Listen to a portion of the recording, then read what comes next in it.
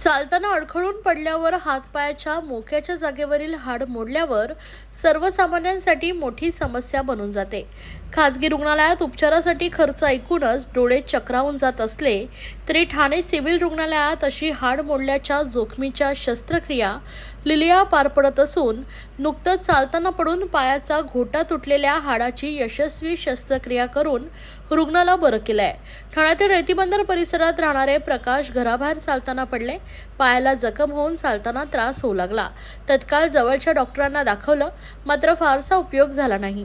Civil रुग्णालयात चांगल्या शस्त्रक्रिया होत असल्याचं प्रकाश यांच्या कुटुंबियांना समजलं।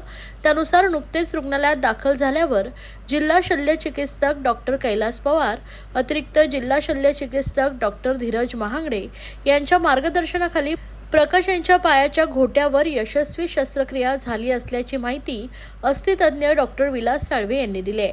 प्रकाश यांच्या पायाची शस्त्रक्रिया करणं थोडं कठीण होतं, परंतु रुग्णालयानं हे आव्हान स्वीकारलं। साधारण 1 तास ही शस्त्रक्रिया सुरू होती। घोट्याचं हाड तुटल्यानं ते जोडण्यासाठी अत्याधुनिक सामुग्री वापरण्यात आली असून पुढच्या काही दिवसात प्रकाश नेहमीसारखे चालू शकतील असा विश्वास रुग्णालयात आहे।